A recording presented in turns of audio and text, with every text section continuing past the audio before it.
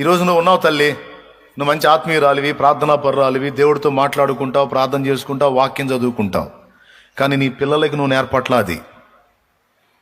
నువ్వు ప్రార్థన చేసేటప్పుడు నీ పిల్లల్ని దగ్గర కూర్చోబెట్టి వాళ్ళ చేత ప్రార్థన చేయించట్లా నువ్వు. తల్లి వింటున్నావా? కానీ కొంతమంది తల్లుల్ని నేను చూశాను, వాళ్ళని నిద్ర లేపి ముందు వాళ్ళ చేత ప్రార్థన చేయించే తల్లులు ఉన్నారు. వాళ్ళని రెడీ చేసి స్కూళ్ళకి పంపేటప్పుడు వాళ్ళ మీద చేతులుంచి వాళ్ళ కోసం ప్రార్థన చేసే తల్లులు ఉన్నారు.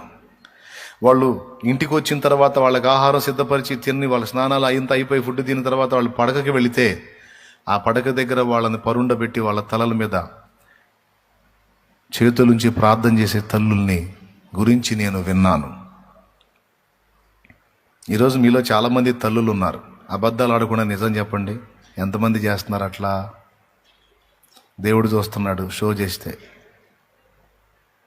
దించండి. అన్నా నిజం మాట్లాడతా, నేను చేయట్లేదన్న అన్నోళ్ళు చేతులు ఎత్తండి. నేను అలా చేయట్లేదన్నా, ఎందుకంటే నాకు అవగాహన లేదు, ఇక నుంచి నేను చేస్తానన్నోళ్ళు చేతులు ఎత్తండి. ఇట్లా అనండి. నాకు దాదాపు అన్ని హ్యాండ్స్ లేచినాయి. అంటే చాలామంది ఆ పని చేయటల్లా. కారణం మీరు భక్తిహీనులని కాదు, మీరు భక్తిపరులే, మీరు ఆత్మీయులే, మీకు దేవుడు అంటే పిచ్చి ప్రేమ ఉంది, మీరు ప్రార్థన చేసుకుంటారు, వాక్యం చదువుకుంటారు. ఈ లైవ్ ద్వారా లేకపోతే ఇక్కడ కూర్చోనో మీరు దేవుని మాటలు వింటారు.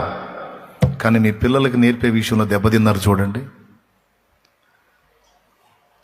తల్లిదండ్రులుగా మీ ఆశ ఉంటుంది, కాస్త కోస్తో సంపాదించి పిల్లలకి ఇవ్వాలి, పిల్లలకు ఒక ఇల్లు ఇవ్వాలి, పిల్లలకి ఏదన్నా ఆధారం చూపించాలి, పిల్లలకి మంచి చదువు చెప్పించాలి, వాళ్ళకి మంచి జాబ్స్ వచ్చేటట్టు కష్టపడాలి, వాళ్ళకి మంచి భవిష్యత్తు ఇవ్వాలని ఆశ ఉంటుందిగా, ఉంటుందా ఉండదా? నేను చెప్తున్నా, నువ్వు అవన్నీ ఇచ్చినా ఇయ్యకపోయినా దేవుణ్ణి వాళ్ళకి ఇచ్చే విషయంలో మాత్రం రాజీ పడతావు. అవన్నీ ఇచ్చి నువ్వు దేవుణ్ణి వాళ్ళకి సరిగ్గా పరిచయం చేయకపోయావంటే నీ పిల్లలు నాశనం అవుతారు. ఎందుకంటే దేవుణ్ణి తెలుసుకోరు గనక వాళ్ళు దెబ్బతింటారు.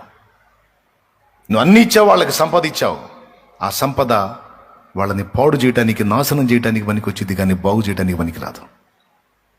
బిడ్డలారా గుర్తుపెట్టుకోండి, పెద్దలారా, పిల్లల్ని కన్నా తల్లిదండ్రులారా గుర్తుపెట్టుకోండి.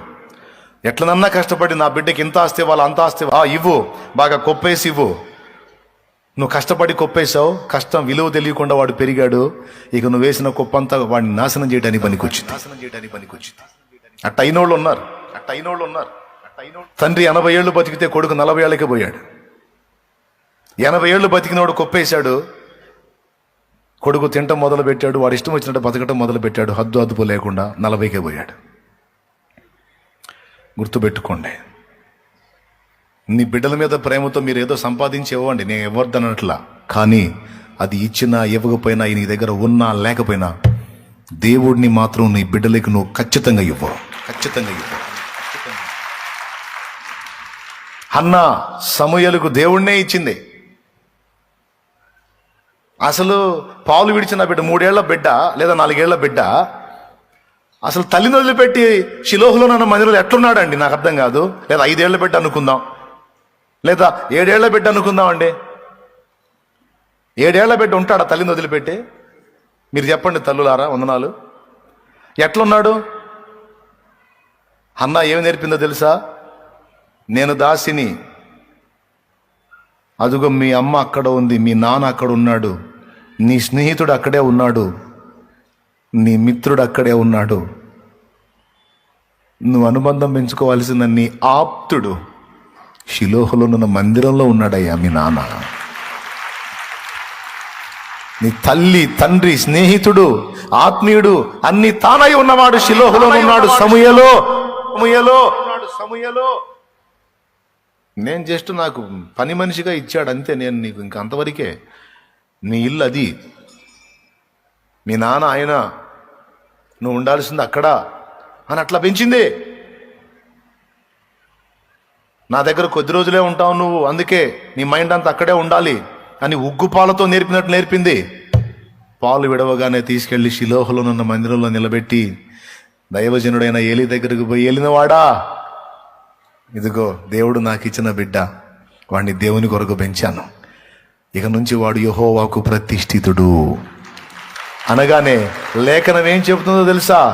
బాలుడైన సమూయేలు అప్పుడే వాడు అక్కడ యెహోవాకు మ్రొక్కెను అని రాస్తుంది.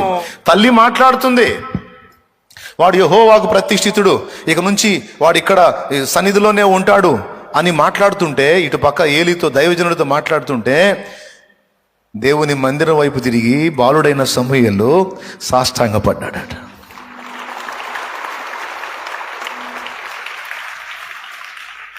అంటే ఏంటో తెలుసా?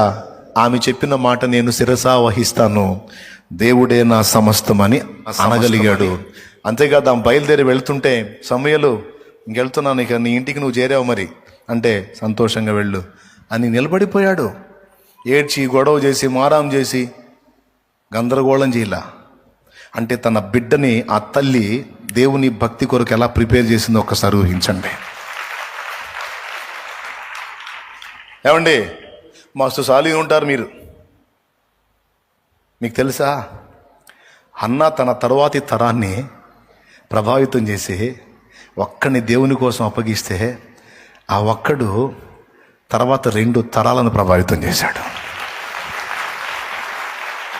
2 తరాలని. సౌలు కాలంలో ఉన్నాడు, దావీదు కాలంలో.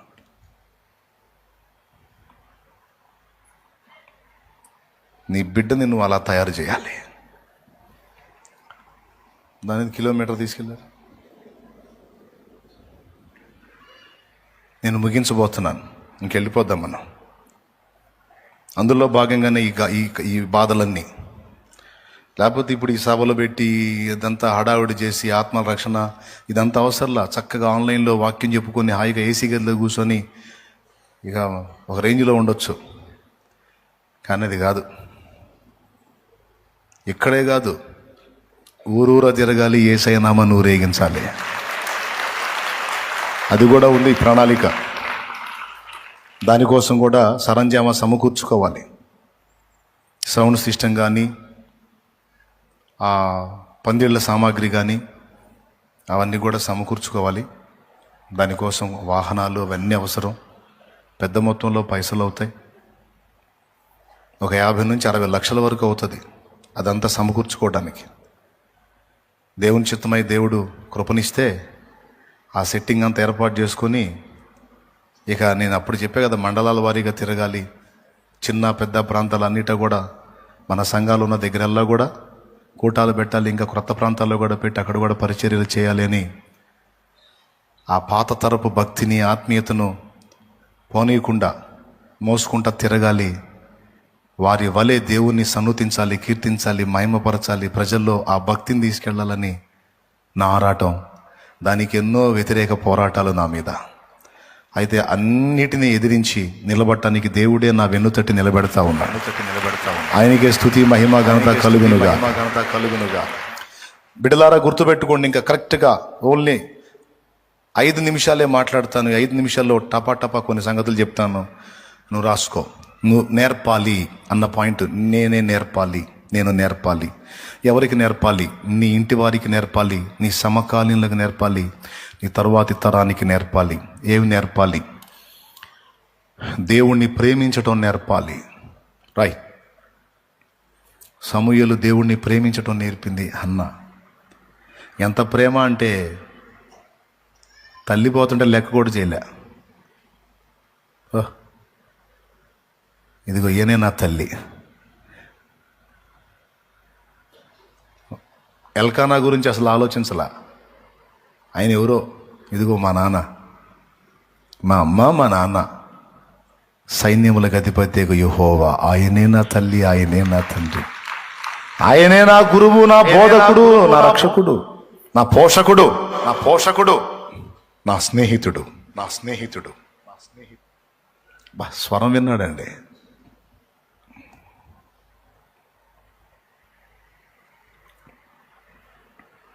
ఆయనే మరి తైలం కొమ్ముతో వెళ్ళి దావీదు మీద పోసినాడు.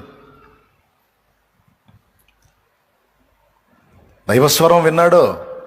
దేవుని మనిషి ఒక అద్భుతమైన జీవితం జీవించినాడు. అలాంటి వ్యక్తిని తయారు చేసింది ఒక ఆడ మనిషి.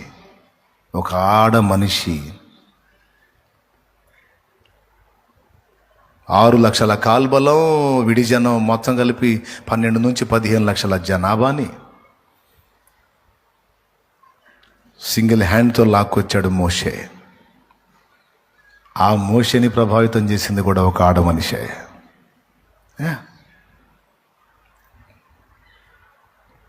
బిడ్డని కొన్ని నెలలు దాచి సేవ్ చేసింది తల్లి. జమ్ము పెట్టెలో పెట్టి నీళ్ళల్లో వదిలినప్పుడు దేవుడు ఆ జమ్ము పెట్టిని ఎట్టు నడిపిస్తున్నాడు అబ్జర్వ్ చేయడానికి వెళ్ళిన ఒక ఆడపిల్ల మిరియాము. యోకేబేదు ఇలా చేస్తే మిరియాము అలా చేసి ఆ జమ్ము పెట్టి ఎక్కడికి పోతుందో ఫాలో అయ్యి అది ఫరో కూతురు దగ్గరికి పోతే ఫరో కూతురు ఆ పెట్టె తీసి అందులో ఉన్న బిడ్డను తీసుకుంటే ఈ మిరియాం వెళ్ళి, బాబు దొరికాడు మీకు, పెంచుకుంటా అంటున్నారు, మరి పాలెట్లా? అవును కదా, ఎట్లా మరి? వాడికి పాలు ఇవ్వడానికి దాదిని తెచ్చేదా? నాకు తెలిసిన ఒక ఆమె ఉంది, పాలిస్తుంది, తీసుకురా, మనకు ఒట్టిగా వద్దు, పైసలు ఇద్దాం, రమ్మన్. చివరికి వెళ్ళి తల్లిని తెచ్చింది.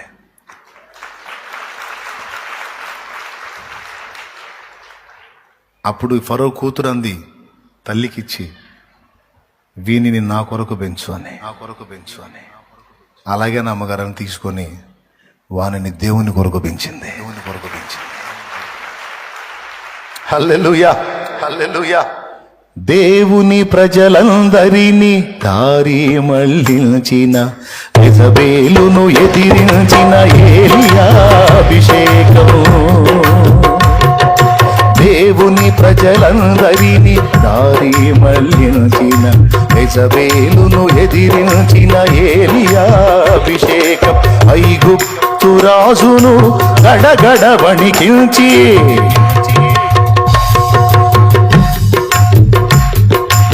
ఐగుప్తు రాజును గడగడ వణికించి, తన వారిని విడిపించిన మోషే అభిషేకం. తన వారిని విడిపించిన మోషే అభిషేకం. హల్లెలూయా, హల్లెలూయా, హల్లెలూయా, హల్లెలూయా, హల్లెలూయా, హల్లెలూయా, ఆరాధన. హల్లెలూయా, హల్లెలూయా, ఆరాధన. కురిపించుము దేవ నీ ఆత్మవర్షము, కలిగింతును నీకై. కురిపించుము దేవా నీ ఆత్మవర్షము. దేవునికి ఐగుప్తు రాజును గడగడ వణికించి, తన వారిని విడిపించిన మోషే అభిషేకం. ఆ మోషేని తీర్చిదిద్దడానికి దేవుడు వాడుకున్నది ఆడవాళ్ళనే, ఆడపిల్లల్నే. భక్తి నేర్పారు, దేవుణ్ణి ప్రేమించడం నేర్పారు, దేవుడి కోసం అవసరమైతే చచ్చిపోవాలి అన్నంత అంకితమయ్యేటట్టు నేర్పారు. బిడ్డలారా, దేవుణ్ణి ఇవ్వాలండి పిల్లలకి. దేవుడికి మించిన ఆస్తి ఉందండి. ఒక్క దేవుణ్ణి నీ బిడ్డకి నువ్వు అలవాటు చేయగలిగితే, పరిచయం చేయగలిగితే, ఒక ప్రభువుతో, యేసయ్యతో నువ్వు వాడిని అనుసంధానం చేయగలిగితే వాడికి ఏం తక్కువ ఉంటుందండి?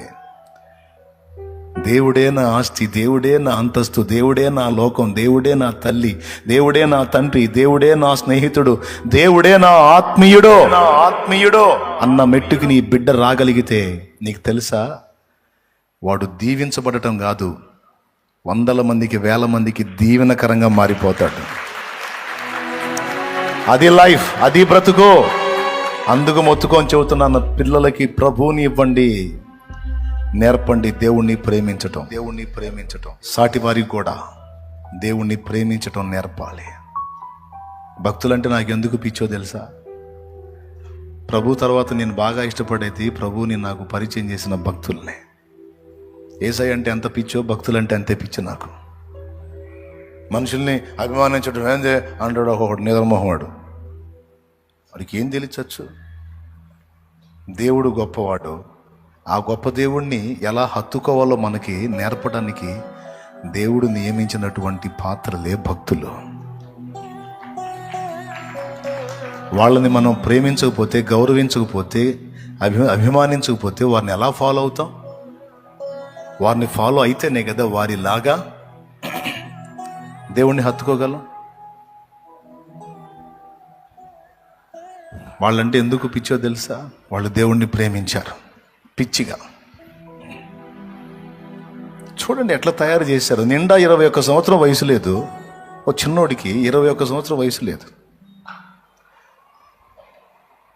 సియోనుకే నా ఓడ పయనం ఆగదు ఏ చోట.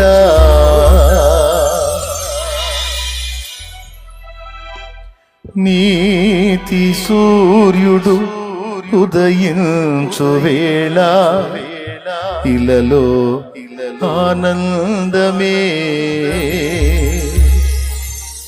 సూర్యోదయము కోసమే నే వేచియున్నాను. యేసయ్య రావా కొనిపోవ నన్ను. ఇలలో నీవే నాకు. అంత డెప్త్గా, అంత సమర్పణతో, అంత అంకితమై ఈరోజు 20 ఏళ్ళలోని అనుమానమయ్యా. 20-21 సంవత్సరం వయసు వాడిని ఎవడినో అంత లోతైన భక్తిని చూపిమను. తలక్రిందులుగా తపస్సు చేసిన రాదు. అంత పైపైన అంత లోతుగా దేవుణ్ణి ప్రేమించి హృదయం నిండా దేవుణ్ణి నింపుకొని ఎంత అద్భుతంగా నా కుమారుడా, నువ్వు చదువుతున్నావు, నువ్వు ఏదో చేస్తున్నావు, మంచిదేరా. అవన్నీ భూమి మీద బతకడానికి మాత్రమేనా? కానీ ఇక్కడ అక్కడ ఎప్పటికీ మనకు ఉండేది యేసయ్యరా. ఆయనకు మించింది ఏది లేదో, ఆయనకి మించింది ఏది లేదో. నువ్వు ఉద్యోగం సంపాదించావో, వ్యాపారం సంపాదించావో, ఆస్తులు సంపాదించావు, అన్నీ కాదురా. నువ్వు యేసును సంపాదించరా, నాకు ఇష్టం అది. నువ్వు యేసును సంపాదించురా, నాకు అది కావాలి. ఆ మాటలు వాడి గుండెల్లో పడతాయి, ఒకనాటికి అవి మొలకెత్తుతాయి. నువ్వు ఉన్నప్పుడైనా, కనీసం నువ్వు పోయిన తర్వాత వాడు ఆలోచిస్తాడు. మా అమ్మ గుండె పదే ఈ పాయింట్ మీదే కొట్టుకొని, యేసయ్యలో ఎంత మాధుర్యం లేకపోతే నా తల్లి నేను ఆయన కలుసుకోవాలని ఇంత తప్పించిందని ఒకనాటికి వాడు పట్టబడతాడు. నీకంటే మెన్నగా యేసయ్యని ప్రేమిస్తాడు. నేర్పాలి.